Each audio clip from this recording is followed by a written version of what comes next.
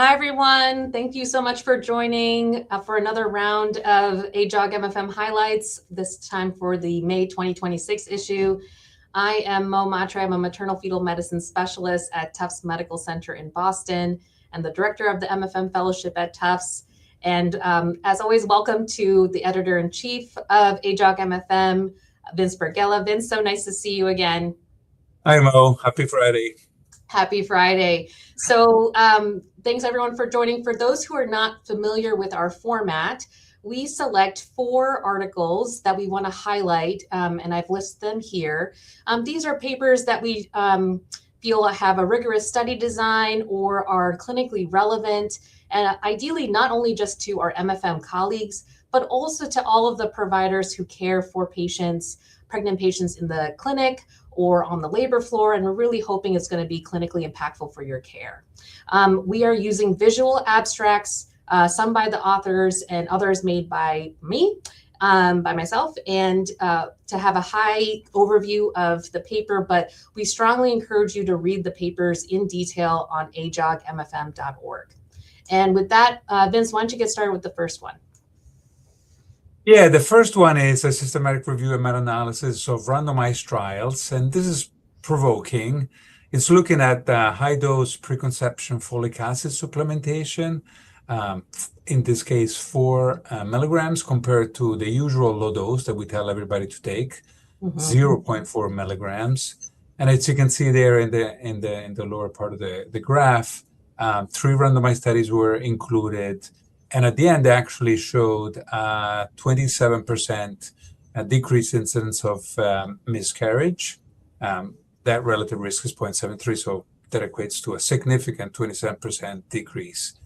I know we all don't do that, and I wasn't aware of this data, and I think it's nice to review and certainly provoking. I'm not going to change my practice maybe as of today, but certainly this is something that maybe patients should be aware of, make their own decision, and maybe more data in the future, hopefully. Yeah, very interesting paper. The next one I want to talk is another discussion of other medication exposure, specifically for acetaminophen use in pregnancy. We've heard a lot about this recently coming up in the media, and especially with the some of the discussions that have been coming up recently with the current climate in the United States, but specifically about, what is the evidence available about safety for acetaminophen use in pregnancy? And this was a review in AJOG MFM this month. Some of the things that we know right now is that really the exact mechanism of action of this medication is unknown. There's a number of theoretical pathways that Tylenol or acetaminophen may cause its effects, but we do know it does cross the placenta. And there are some animal studies that are suggesting some downstream effects from this transfer.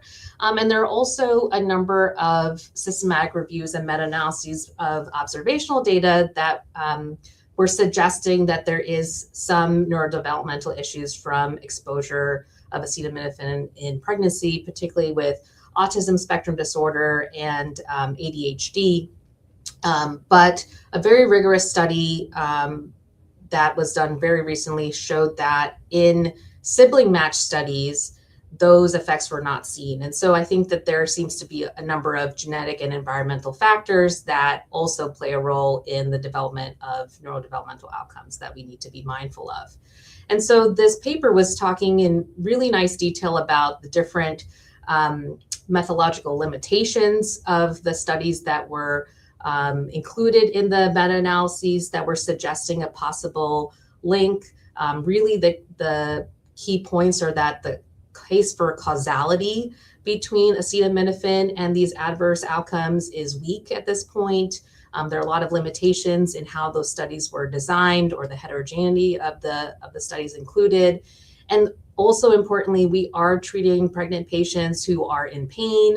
Also, we know that fever is not a good exposure to the developing fetus. And so we have limitations about what medications are available to pregnant patients. So based on all of the available literature at this time, acetaminophen remains the preferred option to treat fever and pain in pregnancy when medically indicated.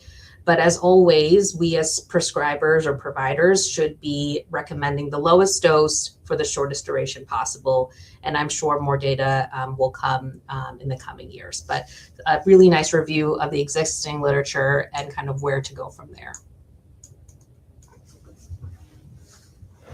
This other one looks at enhanced or really group prenatal care. It's an analysis of the Embrace randomized trial looking at the pregnant Latino population, low-income individuals in California. Really, the RCT was targeting social determinants of health, which is so important, and seeing if that even further enhances group prenatal care. And the bottom line is that in this study, which is not the biggest one, but it is randomized, in this subgroup they could not find difference in their primary outcome, preterm birth, mid-gestation age of birth, or attendance. I personally love social determinants of health. I think that they are big drivers to preterm birth, among other things. And so I'm looking forward to more data on this. I'm sure it was disappointed for the authors. Nonetheless, negative studies need to be published, and hopefully this will kind of be the incentive for looking at how to best address the social determinants of health, group prenatal care, and prevention of preterm birth. We do know that group prenatal care decreases preterm birth. It's just a matter of finding out how we can best support people with social issues to further decrease preterm birth. Yeah, really excellent work, and more to come with that. And I agree, a negative study, but also a very important study to highlight and hopefully launch something bigger. The final paper we wanted to present was a paper looking at universal third trimester ultrasound at 36 weeks in low-risk patients. And so, right now, it's not recommended in the United States to perform a late third trimester ultrasound in low-risk patients. I believe it's more common in Europe to do that quite frequently. And this group wanted to see if you had a patient who otherwise did not need a 36-week ultrasound.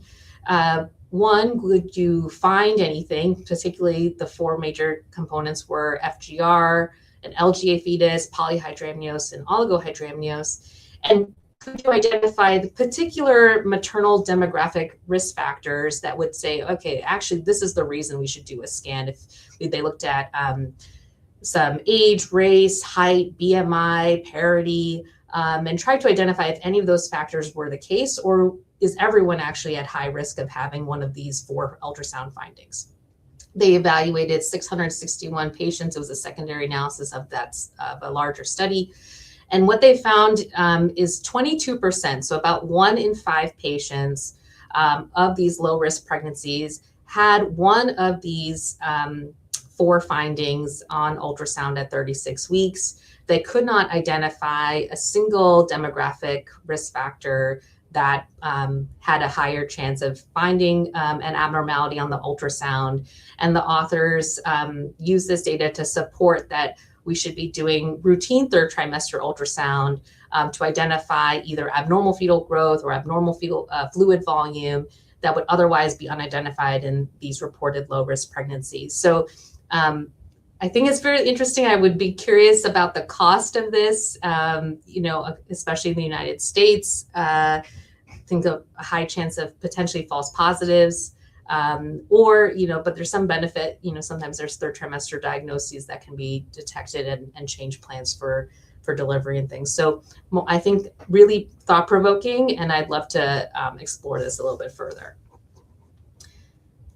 And that's a wrap for this month. Thank you again, everyone, for joining us. Vince, always great to see you. And we'll see you guys in June.